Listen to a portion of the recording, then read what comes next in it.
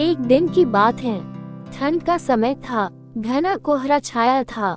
सारे लोग जल्दी कार्यालय का काम खत्म करके घर की तरफ निकल रहे थे। नाना जी उस समय के बड़े अधिकारियों में से एक थे। वे उस समय के उच्च वर्ग के लोगों में एक अमीन का काम करते थे। रोज की तरह ही उस दिन काम खत्म होने के बाद घर के लिए अपनी गाड़ी से रवाना होने लगे। रास्ते में उन्हें हाथ से कुछ सामान भी लेना था तो वे और साथियों से अलग हो गए। उन्होंने घर की कुछ जरूरत के सामान लिए और गाड़ी आगे बढ़ा दी। आगे जाने पर उन्हें कुछ मछली बाजार दिखा और वे मछली खरीदने के लिए रुक गए। ताज़ी मछलियां लेने और देखने में टाइम ज्यादा ही गुजर गया। उनकी जब अपनी घड़ी पर नजर गई तो उन्हें आभास हुआ कि आज तो घर जाने में बहुत देर हो जाएगी और ये सब लेकर घर पहुंचने में काफी समय लग जाएगा। फिर यही सब सोचकर उन्होंने सोचा कि क्यों ना जंगल के रास्ते से निकला जाए तो जल्दी पहुंच जाऊंगा। तो उन्होंने अपना रास्ता बदला और जंगल की तरफ अपनी गाड़ी को घुमा लिया। समय 11 बज चुका था। गाड़ी तेज रफ्तार से आगे बढ़ रहा था। तभी अचानक तेज ब्रेक के साथ गाड़ी को रोकना पड़ा। उनकी गाड़ी के आगे एक औरत जोर दो से रो रही थी।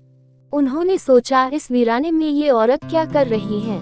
उन्हें लगा कि कोई मजदूर की पत्नी होगी जो नाराज होकर घर छोड़कर जंगल में भाग आए हैं।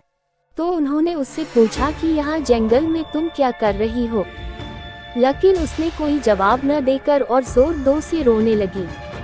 सारे जंगल में उसकी हूँ सी सिसकियाँ गूंज रही थी। फिर नाना जी ने पूछा तुम्हारा घर कहाँ है, लेकिन वो कुछ भी ना बोली। तब नाना जी ने कहा कि आज चलो मेरे घर में रहना, सुबह अपने घर चली जाना। ये जंगल बहुत सारे जंगली जानवर से भरा है, रात भर यहाँ मत रुको। चलो आज मेरे घर में सबके लिए खाना बना देना और कल सुबह अपने घर चली जाना। उसने ये सुना तो झट से तैयार हो गई और गाड़ी में पीछे की सीट पर बैठ गई। सिर में बड़ा सा घूंघट डालने की वजह से उसका चेहरा छिपा हुआ था। कुछ ही देर में गाड़ी घर के दरवाजे पे थी। घर के लोग कब से उनकी राह देख रहे थे। गाड़ी रुकते ही पापा ने पूछा आज तो बहुत देर हो गई और सारे लोग आ भी चुके हैं। तब उन्होंने सारी बातें अपनी माँ को बताई और कहा कि आज खाना इससे बनवा लो, कल सुबह ये अपने घर चली जाएगी। इतनी रात को बेचारी जंगल में कहाँ भटकती, इसलिए मैं ले आया। पर पापा को कुछ संदेह हो रहा था कि कहीं चोर तो नहीं है। रात को सोने के बाद या खाना बनाते समय कहीं घर के सामान ही चुरा कर न ले जाए। पर बेटे की बात को कैसे मना करते। उन्होंने उस औरत को कहा देखो आज तो मैं रख ले रही हूँ, लेकिन कल सुबह होते ही यहाँ से चली जाना और जाओ रसोई में ये सामान उठा कर ले जाओ और खाना बना दो। उसने फिर से जवाब नहीं दिया, बस हूँ की आवाज बाहर आई और वो सारा सामान लेकर माँ के पीछे बहुत दूर चल दी। रसोई में सारा सामान रखवा कर माता जी ने उसे खाना जल्दी बनाने की सख्त हिदायत दी और वहाँ से चली गई। लेकिन उनका मन कुछ परेशान सा था। फिर 10 मिनट में रसोई में उसे देखने चली गई कि वो क्या कर रही है और उसका चेहरा भी देखना चाहती थी। लेकिन वहाँ पहुँची तो देखा कि वो मछलियों का थैला निकाल रही थी। उन्होंने बहुत जोर से गुस्से में कहा यहाँ सब खाने का इंतजार कर रहे हैं और तुम अभी तक मछलियाँ ही निकल रही हो, कल सुबह तक बनाओगी क्या। उसके सिर पर घूंघट अभी भी था तो चेहरा देखना मुश्किल ही नहीं नामुमकिन था। उन्होंने उससे कहा तुम जल्दी से खाने की तैयारी करो, मैं आग सुलगा देती हूँ, काम जल्दी हो जाएगा। और वे जल्दी से चूल्हा जलाने की तैयारियां करने लगी, लेकिन साथ ही वो उसका चेहरा देखने की भी कोशिश कर रही थी। लेकिन वो जितना देखने की कोशिश करती वो और पल्लू खींच लेती। अंत में हार कर वे बोली देखो मैंने आग सुलगा दी है, अब आगे सारा काम कर लो, कुछ जरूरत हो तो बुला लेना। लेकिन वो फिर कुछ नहीं बोली। अब उन्हें लगा कि यहाँ से जाने में ही ठीक है, वरना मेरा भी समय खराब होगा और हो सकता है अनजान लोगों से डर रही हो। ये सब सोचकर उन्होंने उसे कहा कि मैं आ रही हूँ, जल्दी से खाना बना कर रखना। और वहाँ से निकल गई। मन अभी तक परेशान ही था, कभी अपने कमरे, कभी बच्चों के, कभी बाहर, सबको देख रही थी कहीं कुछ अनहोनी ना हो जाए। 1 मिनट भी आराम से नहीं बैठ पाए। अभी 5 मिनट ही हुए थे, पर उनके लिए वो घड़ी पहाड़ सी हो रही थी। समय बीत ही नहीं रहा था।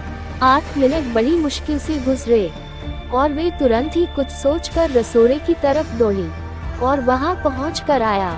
जैसे ही उन्होंने रसोई घर का नजारा देखा, उनकी आंखें फटी की फटी रह गई। उनके पैर बिल्कुल ही जम गए। ना उनसे आगे जाया जा रहा था, ना ही पीछे। उनके हृदय की धड़कनें रुक रही थी। वो औरत रसोई में बैठकर सारी कच्ची मछलियां खा रही थी। सारे रसोई में मछलियां और खून बिखरा पड़ा था। उसके सिर से घूंघट भी उतरा पड़ा था। इतना खौफनाक चेहरा आज तक उन्होंने नहीं देखा था।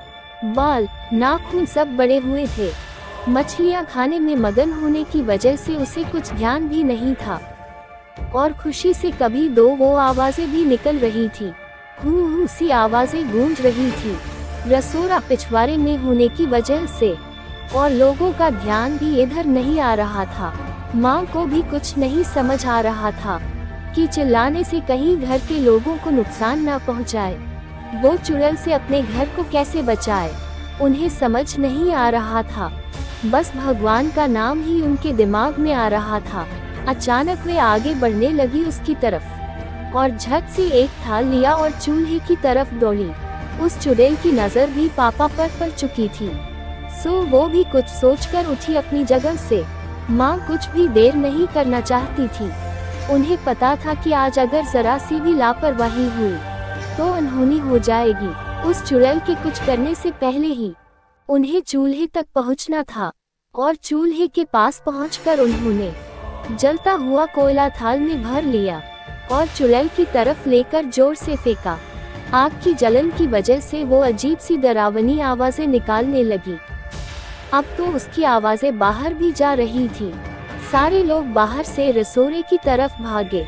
वो चुड़ैल जोर से हूँ जोर की आवाज निकल रही थी और पूरे रसोई में दौड़ रही थी और माताजी को पकड़ना भी चाह रही थी, लेकिन अब सारे लोग रसोई में आ चुके थे। काफी लोगों की भीड़ देखकर वो और भी डर गई थी। लोगों की भीड़ को झेलती हुई वो बाहर जंगल की तरफ भाग गए और सारे लोग ये मंजर देखकर डरे सहमे से खड़े थे और मन ही मन माताजी की हिम्मत की दाद दे रहे थे। तो ऐसे छूटा चुड़ैल से पीछा। ऐसी ही कहानियाँ सुनने के लिए हमारे चैनल को लाइक, शेयर और सब्सक्राइब करें। Thank you.